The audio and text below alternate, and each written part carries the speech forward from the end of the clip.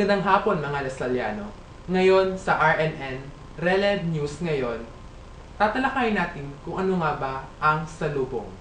Ang kahalagahan nito, ibig sabihin, kasaysayan, at ang kanyang imaheng sinisimbolo. At upang bigyan tayo ng mas malawak na impormasyon ukol rito, ipakikilala ko sa inyo ang nag-iisang liga ng katotohanan. Sa pangunguna ni Glidel Husmilio, Arian Iniego, Chris Manalo, Lian Malabanan, Elizabeth Aguila, at Geraldine Amaca. Maraming kaugalian o tradisyon ang mga Pilipino na may kinalaman sa reliyon o pananampalataya.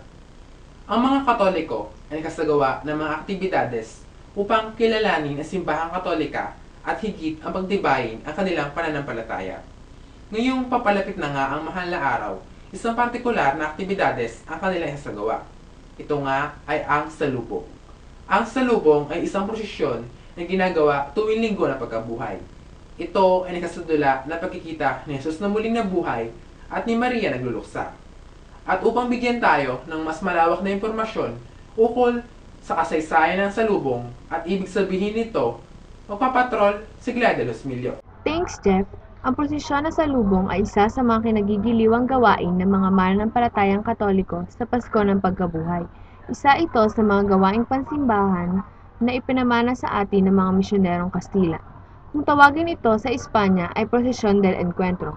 Karaniwang ginagawa ito sa madaling araw, ngunit sa ilang parokyan, ginagawa ito pagkatapos ng paglalamay o pagtatanod sa pagkabuhay ng Panginoon sa hating gabi. Ayon sa mga dokumento ng kasaysayan ng Espanya, ang kauna-unahang prosesyon ng salubong ay naganap sa Madrid noong taong 1570. Nagmula ito sa kumbento ng Victoria sa madaling araw ng linggo ng pagkabuhay. Sa prosesyon ng salubong, mayroong 20 na mga mananampalataya na nagsisimulang magprosesyon.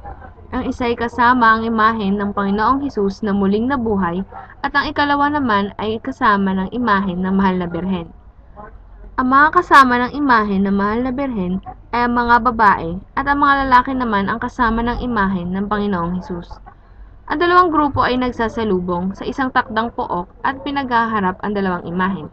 Ang isang mahalagang bagay na ginagawa sa pagsasalubong na ito ay ang pag-aalis ng kapang itim na bumabalot sa imahen ng Mahal na Birhen na tanda ng kalungkutan ng isang namatayan. Ito ay ginagawa ng isang batang nakasuot ng anghel na karaniwang inihuhugos mula sa isang balkon sa harap na nagsasalubong ng mga imahen. Umaawit muna siya ng awit ng muling pagkabuhay, pagbati kay Maria sapagkat ang kanyang anak ay muling nabuhay. Mahalagang bagay rin na bago maglapit ang dalawang imahen at bago alisin ang belo o kapa ng Mahal na Birhen, ay tumutungo muna ang Birhen ng 3 ulit habang ito ay papalapit sa harap ng Panginoong Hesus. Pagkatapos ng pagtungo ng Birhen at ng pag-aalis ng belo, ang dalawang prosesyon ay nagiging isa na lamang. At ang dalawang imahen ay magkaratig na dinadala pabalik sa simbahan, sa gitna ng awitan ng mga tao, tugtog ng banda at putukan ng kohetes. At yan ang mga impormasyong aking nakalap, Glidel Husmilio, Reled Patrol. Salamat, Glidel! At ngayong alam na natin kung ano nga ba ang pinag-ugatan at ibig sabihin ng salubong, atin namang alamin kung ano-ano pa nga ba ang pumapaloob rito. Ating busisiin ang bawat detalye at bigyang kasagutan kung bakit nga ba ito taon-taong ipinagdiriwang at binibigyan ng pansin. Ating bigyan ng kasagutan kung gaano nga ba kahalaga ang salubong. At dahil dyan, magkapatrol si Chris Manalo.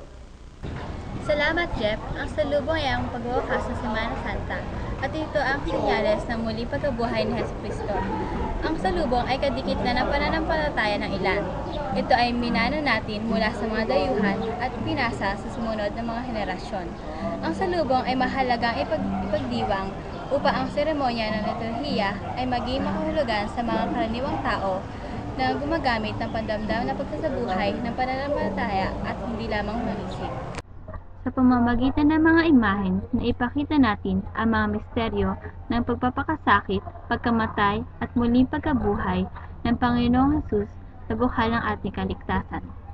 Ang salubong ay isang pagpapahayag ng pananampalataya ng mga Katoliko na ang Mahal na Birhen ay may malaking pitak sa puso ng kanyang anak na mananakop.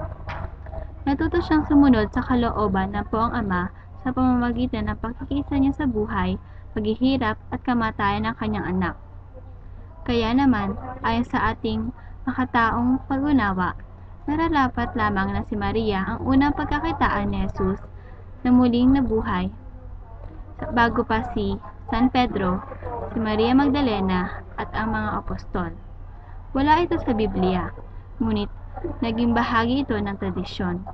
Ito ay naging paksa ng maraming pagninilay, panayam, aklat ng mga dalubhasa sa buhay espiritual at mga teologo.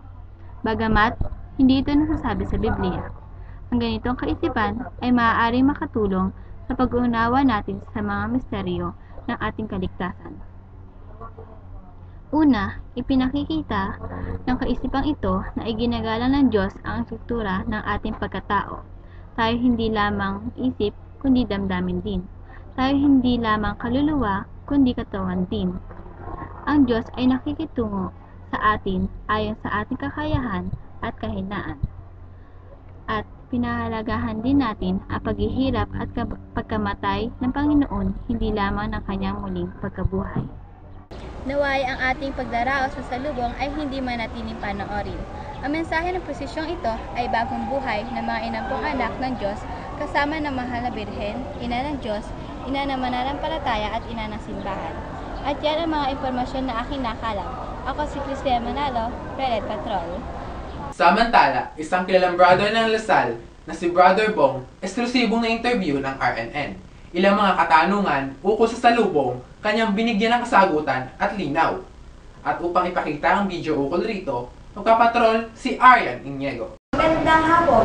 Nandito tayo sa Senator Jokno Building ng De La Salipa upang makapanayam ang kagalang-galang at respetadong brother ng Lasal na si Brother Bong. Halika kayo, samahan niyo ako sa kanyang office. I saw the sign and it opened up my eyes and I Sa Holy Week? Opo.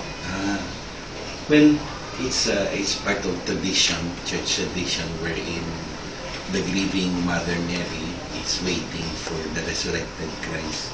So, in the Philippine tradition, it's really more like a drama of, before the sun rises, you have the statue of Mama Mary meeting Christ at a certain point. And then, in some churches, they even change the head, wherein before Mary meets Jesus, the head of Mary is low and sad.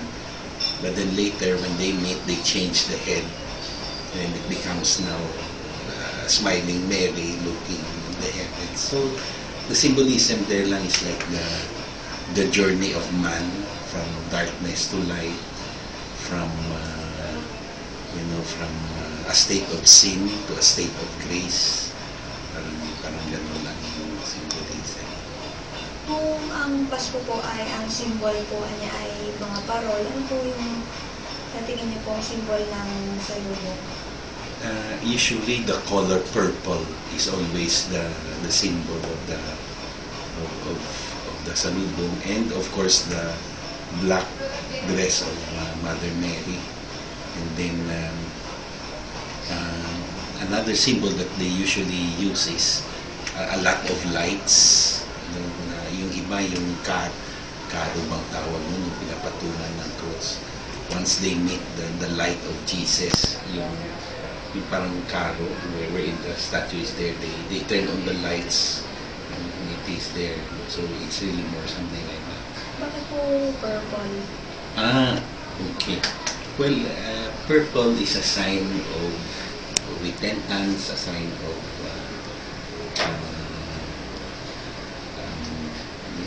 being sorry for one's sin. Though purple in the olden times is also a symbol of royalty. So it's part of the church tradition also, because during the season of Lent, if you notice, ang stola ng pare is always purple. Ano po yung history ng salubong? What I know is it was introduced to us by the Spanish, who also got it from the Mexicans. So, because what I know in Catholic practices in America, Poland, they don't have that. No? So it's really a practice that originated from Mexico and brought to our country by the Spanish friars before. Before po nung actual na salubong, ano po yung mga activities na ginagawa bago yun? Bago po mag-12? Bago po yung Okay. So, nasayaw? no, before, no. Because, diba, the salubong is part of the Holy Week. And then you have Holy Monday, Holy Tuesday, Wednesday, Thursday, and then Good Friday when Jesus dies.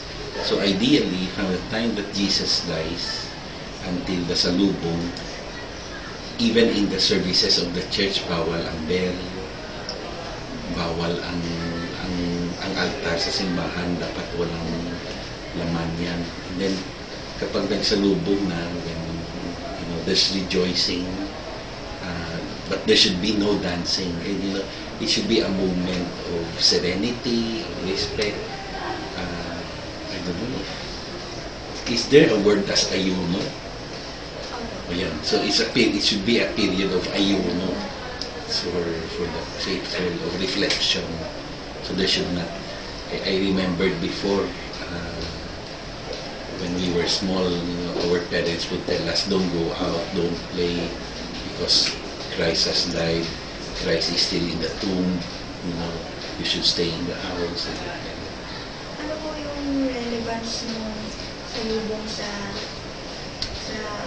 ating Christian? Well, ang relevance lang siguro niyan is that at least aside from the season of Advent, the season of Lent is an opportunity for us to renew ourselves. So, from the moment of pag-ayuno to the period again of rejoicing because God has given us another chance to renew ourselves, to ask for forgiveness. So it's again the concept of darkness to light, and then having Christ as the light. Isang kapapasok lamang na balita, isang Lasalliano ang nakapag-uwi ng 1,000,000 piso sa sikat na game show na Who Wants to be a Millionaire. Nasagot niya ang 1,000,000 peso worth of question na naglalaman ng katanungan ukol sa salubong. At upang ipakita ang video na naturang programa, magpapatrol si Elizabeth Aguila. Yes, Jack, nalaman ng 1,000,000 piso ang babae na nasa tabi ko na nagngangalang Geraldine Amato sa isang sikat na game show na Who Wants to be a Millionaire. Nasagot niya ang 1,000,000 peso question na naging dahilan upang siya ay manalo. Ito ang eksklusibong video ng naturang game show. Magandang hapon mga kapamilya, kapuso at kapatid. Narito naman tayo sa ating game show kung saan kinakailangan lamang masagot ang 5 katanungan upang magkamit ng 1,000,000. Ngayong hapon, ang ating contestant na susubok na makuha ng 1,000,000 ay isang sikat na TV host at fashion designer. Siya ay walang iba kundi si Miss Geraldine Amato. Palakpakan po natin siya.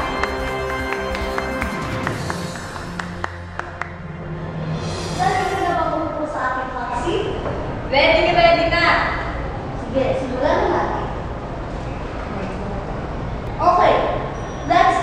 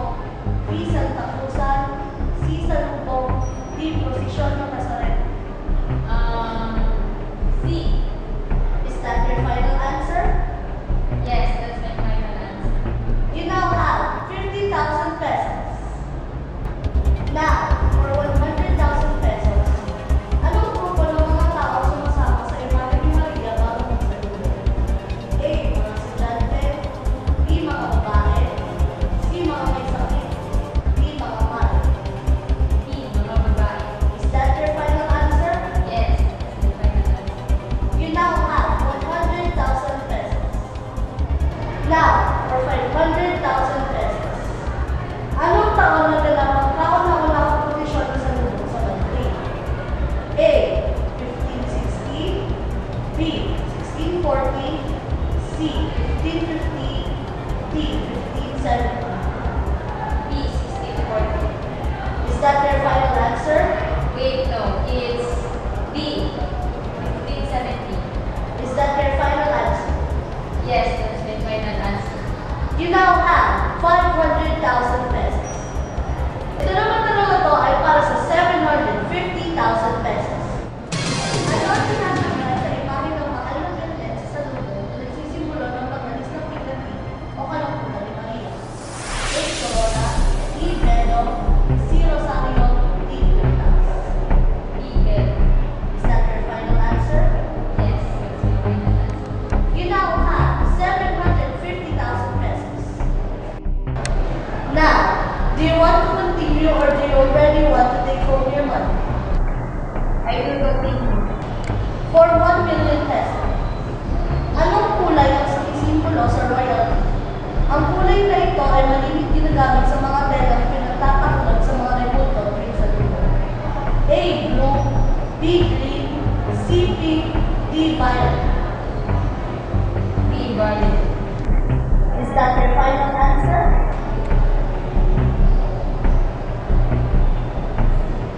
Is that your final answer? Yes, that's my final answer. Congratulations! You now have your 1 million pesos. Tapakan po natin siya, mga kaibigan. Siya na po ang mag-uwi ng bagong premyo ng ating programa.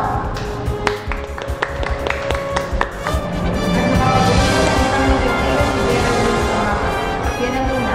Ako si Maria Elizabeth R. Aguila para sa Rel Ed Patrol. At yan ang mga balita ang aming nakalap sa aming mas malawak na patrol.